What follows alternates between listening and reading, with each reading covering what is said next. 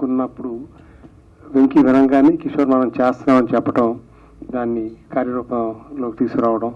So it was a great experience for me those days అండి, and it now is. Thank you and I request Koti to take over now. ఏదైనా అడుగుతారా? మీరు start చేయండి. Okay అండి. ఈరోజు అందరూ total press అందరికీ ఎంటైర్ నువ్వు నాకు నచ్చావు టీం తరఫున మీకు అందరికీ వెల్కమ్ అండి. ఈరోజు మీరందరూ సినిమా చూసుంటారు, ఒకసారి కాదు 100 సార్లు చూసుంటాం. మన టీవీలోనే దాదాపు 1,00,000 సార్లు వేసుంటారేమో. ఎన్నిసార్లు చూసినా బోర్ కొట్టని సినిమా అది. ఈరోజు స్క్రీన్తో చూసిన నేను లాస్ట్ చూశాను, జస్ట్ ఒక 1 రీల్. అసలు ఫీస్ట్ కింద ఉంది. ఈవెన్ స్క్రీన్ కానీ టోటల్ ఫ్రెష్, ఆ ప్రింట్ సౌండింగ్ కానీ డెఫినెట్గా ప్రతి ఆడియన్స్ మళ్ళీ ఒక ఒక కొత్తదనం ఉంటుంది ఎంజాయ్మెంట్లో కూడా. మళ్ళీ ఆ డైలాగ్స్, త్రివిక్రమ్ గారి డైలాగ్స్ కానీ, వెంకీ గారి పర్ఫార్మెన్స్, అఫ్ కోర్స్ ఇంకా మ్యూజిక్, బ్యాక్గ్రౌండ్ స్కోరు, పాటలు అన్నీ చక్కగా కుదిరింది. మా రవికిషోర్ ఏంటంటే మాకు ఫస్ట్ అయితే నాకు ఎలా పరిచయం అంటే బలరామకృష్ణులు అనే సినిమాతోటి మేము స్టార్ట్ అయ్యాం.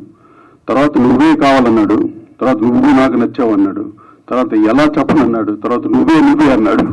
ఇన్ని రకాలుగా నన్ను ఆదరించి ఒక మ్యూజిక్ డైరెక్టర్గా నాకు ఎంతో మంచి ఎంకరేజ్మెంట్ ఇచ్చి, నాలో ఉన్న అంటే నా ఇంట్రెస్ట్ కానీ అది బాగా ఆయన గ్రహించి నాకు ఫ్రీడమ్ ఇచ్చి ప్రతి సినిమాకి అంత చక్కగా నాతో మ్యూజిక్ చేయించిన మా రవికిషోర్కి నేను ఎప్పుడు నా కృతజ్ఞుడు ఆయనకి.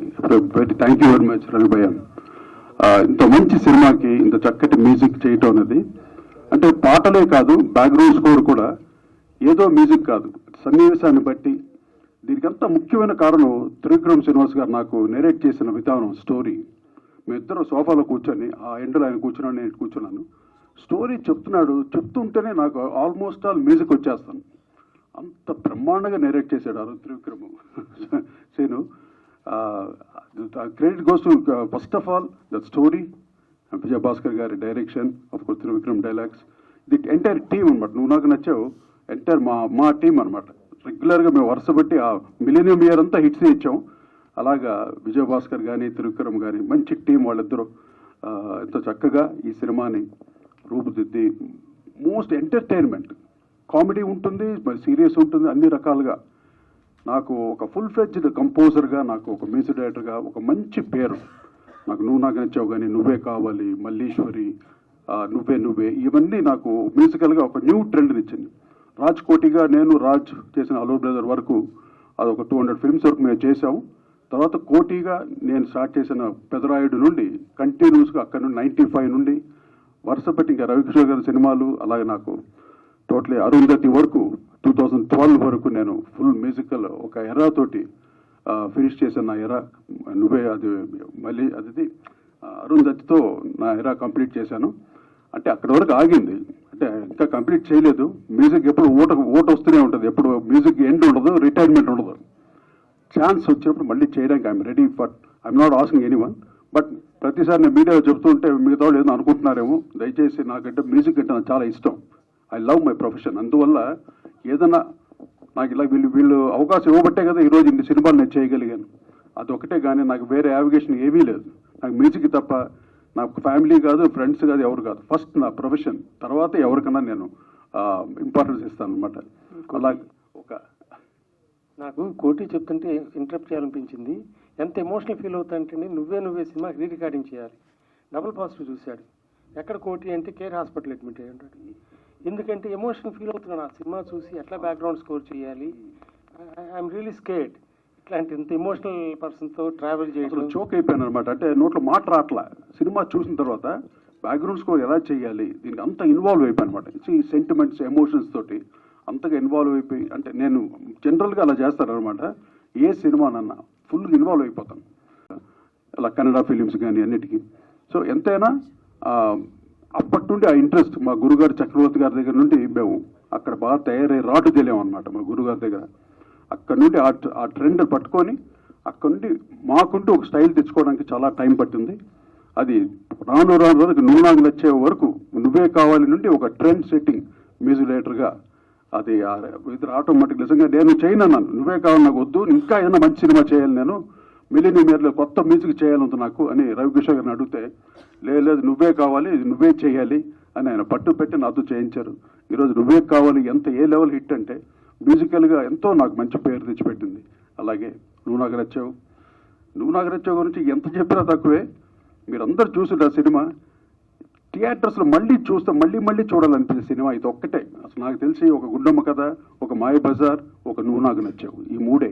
వేరే ఇండస్ట్రీలో ఏ సినిమా లేదు రిపీటెడ్గా చూడాలనిపించే సినిమాలు. అంటే నేను గొప్ప సినిమాలు ఉండొచ్చు, కానీ రిపీటెడ్గా ఒక ఫ్యామిలీ ఎంటర్టైనర్, కామెడీ, సెంటిమెంట్స్ అన్ని, మ్యూజిక్, డైలాగ్స్ అన్నీ కుదిరిన సినిమా నువ్వు నాకు నచ్చావు. సో ఇంకా మీరందరూ చూశారు. మళ్ళీ రిలీజ్ చేయటం అనేది అది ప్రతి సినిమాకి తగ్గదు. దగ్గర కూడా కొన్ని సినిమాలు చూసాంలే అని వదిలేస్తారు, కానీ నువ్వు నాకు నచ్చావు మటుకు వదలరు. కంటిన్యూస్గా థియేటర్లో కంటిన్యూ షోస్కి వెళ్తారు ఫ్యామిలీస్ అందరూ. ఇంకా పిల్లలు, యంగ్స్టర్స్ కానీ అందరూ బాగా ఎంజాయ్ చేస్తారు ఈ cinema. So I'm so happy. ఇటువంటి మంచి సినిమాకి చేసే భాగ్యం నాకు కలిగింది ఈ జన్మకి. నాకు పేరు ఇలా కోటిగా ఈ నువ్వు నాకు నచ్చావు పాటలతో ఇంకా ఎక్కడికో వెళ్ళిపోయాను నేను. సో ఆ బ్లెస్సింగ్స్ మీరు చూసే ఈరోజు అమెరికాలో ఎక్కడ షోలో చేసిన ఈ పాటలు పాడితే వాళ్ళే పాడుతున్నారు పాట. ఏ పాట బిగినింగ్ స్టార్ట్ చేస్తే చాలా అన్ని కంప్లీట్ ఆడియన్స్ పాడతారనమాట. అంత నోటెడ్ సాంగ్స్. నాట్ ఓన్లీ నువ్వే కావాలి, నువ్వు నాకు నచ్చు అన్నిట్లో అనమాట. పాట పాడుతుంటే అంతగా ఎంకరేజ్ చేసి ప్రవాస ఆంధ్రులు అంతా మా యుఎస్లో కానీ యూరోప్లో కానీ ఎక్కడికి వెళ్ళినా ఈ పాటలకు అంత బ్రహ్మాండం response. I'm so very lucky. సాలు రాజేశ్వరరావు అబ్బాయిగా నాకంటూ ఒక చిన్న స్థానాన్ని నేను సంపాదించుకున్నాను. నేను కష్టపడ్డాను. కష్టానికి ఫలితం ప్రేక్షకులు ఇచ్చారు, సంగీత ప్రియులు ఇచ్చారు, మా ప్రొడ్యూసర్స్ ఇచ్చారు, మా హీరోలు ఇచ్చారు, అందరూ నా ఇండస్ట్రీ అంతా నన్ను ఎంకరేజ్ చేసింది. So I'm so happy. Once again మీ అందరి సమక్షంలో మళ్ళీ మీరు ఏం ఫీల్ అయ్యారు, మీరు క్వశ్చన్స్ అడిగితే మేము ఆన్సర్ చేయడానికి రెడీగా ఉన్నాం. Please you can ask you question. ఒక్క నిమిషం. త్రివిక్రమ్ భాస్కర్ కూడా రావాల్సింది, రావడానికి వీలు పడలేదు. I'm sorry about that. తర్వాత ఈ సినిమా గురించి ఎవరు రివ్యూలు రాయాల్సిన పని లేదు కదా, ఆల్రెడీ అందరూ ఎన్నోసార్లు చూశారు. కాకపోతే మీ అనుభూతిని షేర్ చేసుకోండి. What you felt like while watching this movie. I think that would be helpful for the movie. నా ఎనీ క్వశ్చన్స్ ఆర్ దేర్, కోటి are I can take them. ఇప్పుడు దగ్గరికి సినిమా లేదు కాదు. So that is what is missing నాకు in my opinion. మనకు అనిపించాలి కదా సినిమాకి వెళ్ళాలని, అరే పక్కన చూసి పెడదాం అనిపించకూడదు. That the situation. సో ఆ కలెక్షన్స్ ఇవన్నీ వీ నెవర్.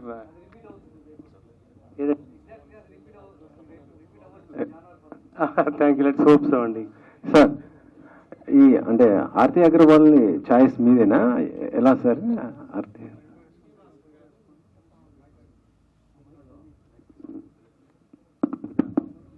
విజయ్ భాస్కర్ గారు ఇద్దరు ముగ్గురు హీరోయిన్లు అనుకున్నామండి ఇక్కడ.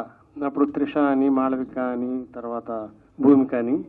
ఎవరన్నా ఫ్రెష్ అమ్మాయి అయితే బాగుంటుందని అంతకుముందు నువ్వే కావాలి కూడా రిచ్ అప్పలోని ఇంట్రడ్యూస్ చేశాం కదా. సో క్యారెక్టర్ కనపడాలి, ఆర్టిస్ట్ కనపడకూడదనే ఉద్దేశంతో బాంబే వెళ్ళాడు.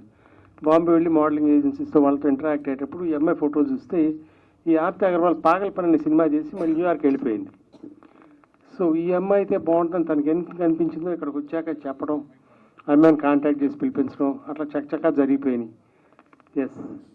And she feel so sorry she is not there now, but she was so dedicated అండి ఆ అమ్మాయి.